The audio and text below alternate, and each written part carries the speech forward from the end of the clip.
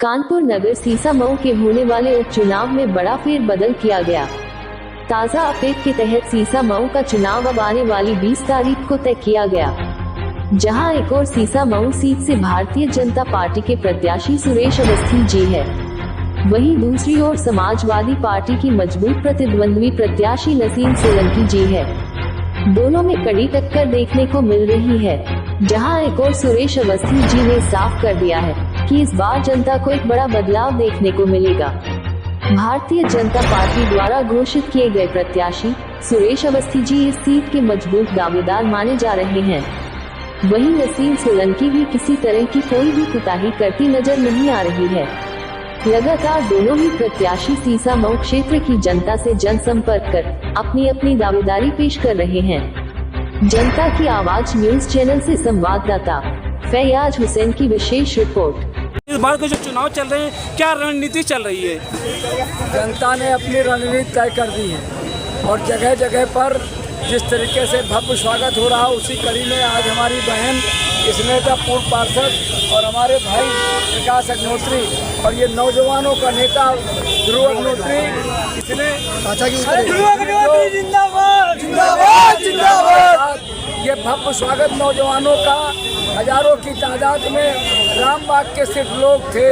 इससे ये स्पष्ट हो गया है कि अब सिर्फ 13 तारीख का इंतजार है। 13 तारीख को जनता उससे पहले अपना फैसला दे चुकी है। सर, एक सवाल था जी, पिछले काफ़ी वर्षों से इस सीट पर जो काबिज है, पहले हाजी मुश्ताक सोलंकी जी, फिर इरफान सोलंकी जी, क्या लगता है ये सिलसिला इस बार टूटेगा? इतिहास रचेगी भारतीय जनता पार्टी और आपका चेहरा एक बार उभर कर फिर से सामने आएगा जनता के बीच में? बिल्कुल टूटेगा। ये देखिए, निश्चित तौर से उनका भाग्य था।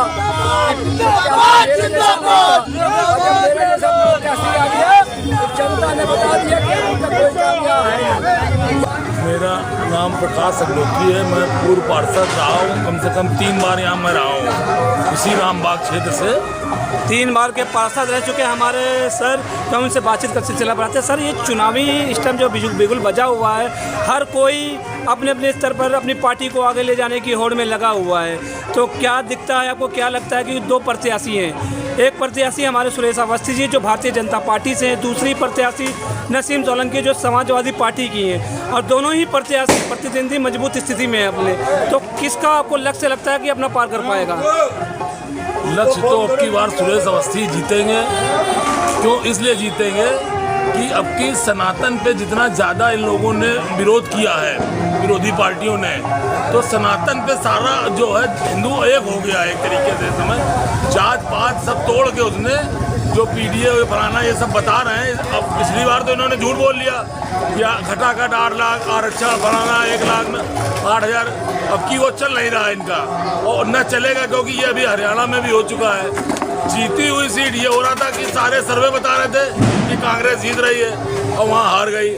तो इन लोगों ने जो गलत प्रचार किया और गलत ये लोग जो सताने का काम कर रहे हैं इस समय, हमारे योगी जी और मोदी जी दोनों लोगों ने इतना बढ़िया काम किया इस देश को आगे बढ़ाने में कि कोई नहीं बढ़ा पाएगा। आगे आने वाला जो होगा वो धरातल में इसलिए अब ये इन्हीं का चलेगा। 27 में भी डंका चलेगा, 29 में भी डंका चलेगा, और जो भी अब हम लोग जितना रहे न रहे 45 का जो इनका विजन है वो पूरा होगा।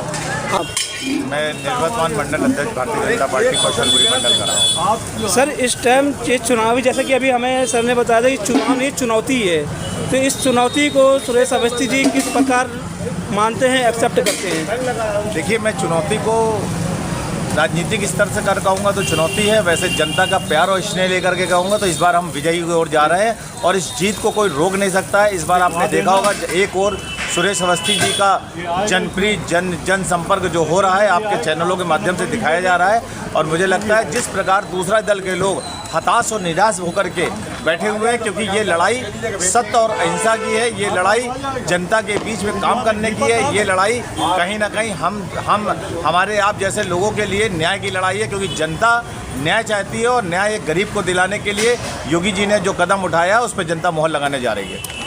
जी, ये चुनौती है दोनों तरफ की, अब की चुनाव नहीं है। और बहुत से लोग सोच रहे होंगे कि ये विधायक का चुनाव है।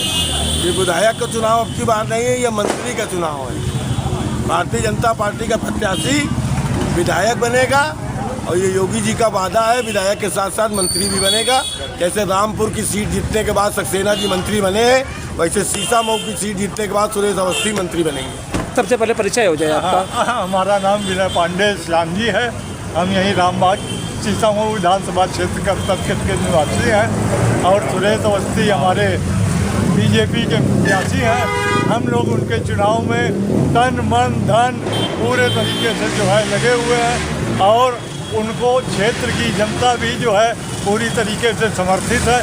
अभी उनके साथ पूरा हुजूम जो है आ रहा है पूरा यहीं पर। हाँ, अभी थोड़ी 1 सेकंड रुक जाइए, अभी आ रहा होगा उनका हुजूम। हम लोग सीनियर सिटीजन वाले हैं, साथ में पैदल चल नहीं सकते हैं, नहीं तो इतना लंबा कार्यक्रम है कि आप देख के ही कह देंगे कि सुरेश अवस्थी जो है नंबर 1 है इस टाइम। 80% भाई साहब ने कहा है, हम तो कह रहे हैं 95% ही हमारे सुरेश अवस्थी पक्का बीजेपी के विधानसभा सीसामऊ से पक्के निर्वाचित 23 तारीख को होने जा रहे हैं। सर सबसे पहले आपका परिचय हो जाए। मैं हरशंकर पाल, भारतीय जनता पार्टी के सदस्य हूँ। सुरेश अवस्थी जी का एक कानपुर शहर में चेहरा विकृत है, ये भी कॉलेज से महामंत्री रहे हैं और जुझारू व्यक्तित्व है। हमारे साथ पिपलेश्वर धाम मंदिर के महाराज बाबा जी जुड़ चुके हैं, हम उनसे बातचीत करेंगे। सबसे पहले चर्चा करेंगे। बाबा जी आपका सबसे पहले परिचय हो जाए। मेरा नाम विजय प्रकाश अग्निहोत्री उर्फ बबलू बाबा। समाज को सनातन और देश को एक ईमानदारी से चलाने की मोदी योगी जी और बहुत से प्रदेशों में भाजपा की सरकार है।